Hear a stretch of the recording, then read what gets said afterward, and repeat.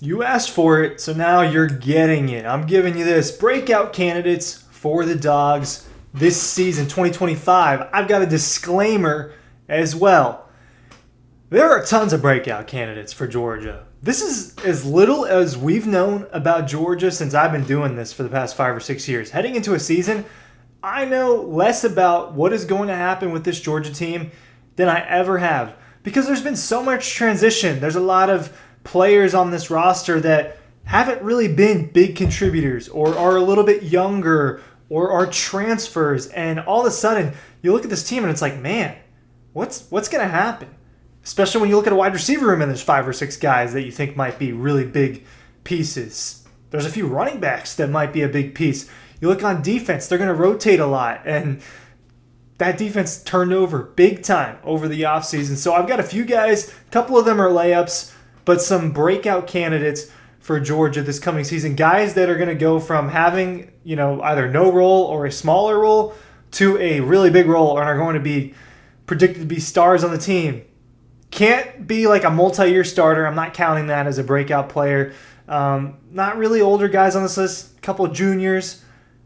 Or you just couldn't have had a notable statistical season so far, right? So I got like C.J. Allen. He's not a breakout candidate. This is a guy that's going to be a Buckus Award candidate, right? He's a guy that doesn't qualify. I'm not doing Gunnar Stockton. That's kind of the easy. Here are a few guys. Newsletter, Dawg Post. I'm Ryan Curley giving you breakout candidates.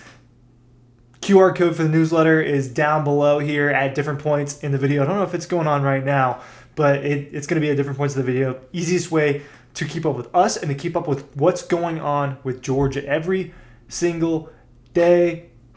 I think that everybody's got Nate Frazier on their breakout candidate list. So this is my first guy that I want to talk about. What do we know and what do we not know about Georgia? Well, we know there's been a lot of buzz about true freshman Bo Walker. I've seen highlights that Dwight Phillips Jr. has had some big plays in scrimmage.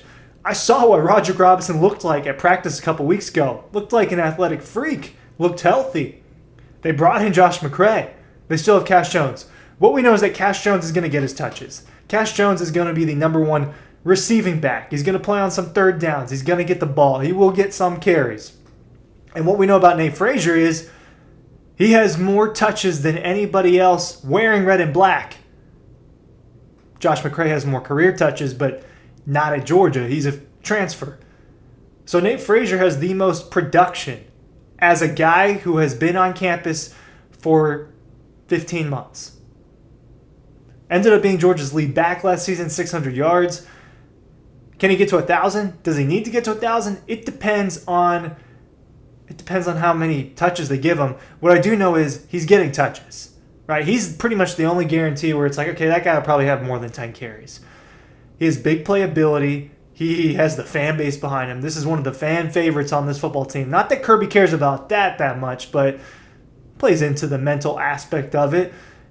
And he's just oozing with talent, right? He can make cuts. I think that Kirby has talked in a good light. That was a terrible way to put it. He's spoken about Nate Frazier in a positive light recently, just talking about how he's made improvements in a lot of little areas, like pass protection and signals and knowing when to sub in and out. Little things like that earn you playing time on the field. I think Nate Frazier has a big role in this offense. While, yes, I think you see a little Dwight Phillips, Roderick Robinson, some other guys, but maybe even Chauncey Mullins. Nate Frazier's going to get the ball. I'll stick to offense, and the other one is Zachariah Branch. All right, Kobe Young is an easy one. I think he's going to get the ball a lot. I think that you could go the direction of London Humphreys has a bigger role. I think you could say maybe it's Noah Thomas. I'm not going to say Dylan Bell. It's just been a long time with Bell, and there's too many wide receivers on this to where I think he's going to have this gigantic season, although I think he's important. I'm talking about Zachariah Branch because they brought that guy in for two purposes, for big playability and for special teams. He has two purposes on this football team, and while I only cover Georgia on a daily basis, I keep up with things. I haven't seen a program talk about special teams as much as this Georgia football program talks about special teams. He's going to make an impact on that portion of football and that phase of the game, and it is going to matter. I predict he has multiple return touchdowns between punt and kickoff. I just think that's going to happen, and he's going to have some big plays in that regard. In the little that he played at G-Day, he really impressed me, just being able to see him up close. And if you're Gunnar Stockton, you want a guy like that where, hey, I could throw this drag route to Zachariah Branch, and he's a threat to score from 70 yards out, or a screen route. Or, hey, this is a small guy, but he can go up and win a jump ball. Zachariah Branch will have a role in this offense, and he will have a role in the special teams. And I think when you combine those things, he's an easy breakout candidate, especially when you factor in just didn't have that much production at USC. So it's a fair question. If it didn't work with Lincoln Riley at USC with Miller Moss and Caleb Williams and guys that like to sling it around, Jay Mayava, why should it work at Georgia, who has issues at wide receiver for the most part, doesn't recruit them that well, doesn't necessarily develop them to be stars? So why, Ryan? Why Zachariah Branch? He's oozing with talent, and they brought him in to get him the ball. If they brought him in to not get him the ball, then Georgia made a mistake. And that's my way that I'll put it. He's going to be a special teams demon, and he's going to cause problems for defenses. He is Georgia's number one threat to score when he gets the football this year. Calling that right now. Football defense, there's three guys I want to talk about. One is obvious. The other two are maybe obvious if you pay a lot of attention. I'll get the obvious one out of the way. That's KJ Bolden.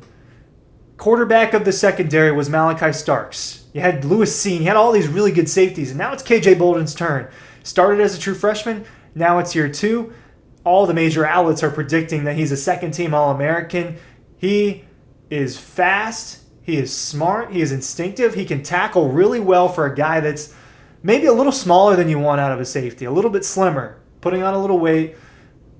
Earned playing time instantly in Athens. And I think that matters a lot. Now, all of a sudden, he's the quarterback of the secondary. He's the one back there that's going to be making big decisions and leading some of the other guys in the secondary. He's the most talented defensive back that Georgia has, I think. I'm talking about another one here in a second. And he's going to matter a lot for this Georgia football team. I think KJ Bolden, you can make the case he's the best player on Georgia's team this year. That's going to be a thing. Front seven. The guy I picked in the front seven is Gabe Harris. Gabe Harris Jr. If you're not familiar with him, he wore number 29 the last 2 years. He switched his number to 0, and he's going to be a starting defensive end / outside linebacker for Georgia.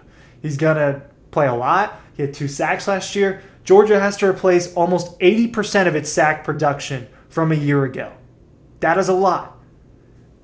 How do you do that? You do that with players that have been around and in the system. You do it by bringing in Ella Mendoza as well from Army. Maybe it's Quintavious Johnson, but Gabe Harris is definitely going to see time on the field, and he's been in the system for a couple of years now, has rotated in a little bit. Now it's his turn, right? His turn to be Chaz Chambliss. His turn to get after the quarterback. His turn to set the edge on the outside. I think you get that out of Gabe Harris. I think that he ends up having a big year for Georgia. I think he's going to be really important at a position that will probably rotate a little bit. I think that he's certainly a breakout candidate. But the last guy that I want to discuss, Ellis Robinson the fourth. I've been so reluctant this entire offseason. I've been so reluctant on naming Ellis Robinson a breakout candidate because that's who people want. That's what a lot of the other outlets are telling you, is that Ellis Robinson is going to be really good. And I push back on it because all of the intel and everything that I've seen over the last 6, 7, 8 months has been Daniel Harris is the starter at quarterback or at cornerback opposite of Dalen Everett. He's a year older. He's got starting experience and has rotated in more. And he played well at G-Day, right? When all the eyes are on him, he played well. And he definitely dominated the first team reps over Robinson and DeMello Jones. Well, now, the more I think about it, Georgia's going to rotate at the secondary, especially early on in the season when they're playing a Marshall, when they're playing in Austin, PA. Teams that they should, the game should be decided by the middle of the third quarter.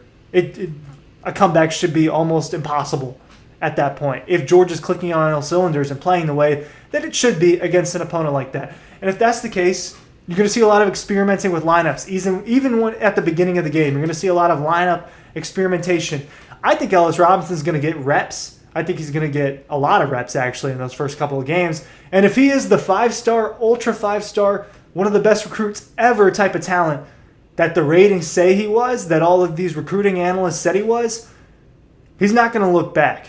And he's probably going to beat Daniel Harris out for that job at some point. That's kind of my take. He is still getting first-team reps. He is still competing. Maybe Kirby is just trying to light a fire in him. Maybe Daniel Harris is better than him right now. But if they give him an opportunity and he is as good as people said he is, he's not going to look back, and he's going to be one of the main contributors and a star on this defense eventually. That has a lot of good players in the secondary if you really look at it. I named Ellis Robinson. I named Gabriel Harris, Nate Frazier, Zachariah Branch, KJ Bolden. There are far more candidates for this, right? I didn't talk about Joseph Jonah-Ajonye. He's going to be a first-time starter. I didn't talk about Raylan Wilson, right, who's going to play even more snaps now that Smile London is off to the NFL. Didn't talk about Ja'Cory Thomas, who's probably going to get his first starting opportunity. Lots of guys on this team could be breakouts. The 5 I talked about are ones I'm quite sure about. Thank you for watching. Newsletters down below. Stick with us. Newsletters also linked in the description of this video if that's simpler for you. Appreciate y'all being here.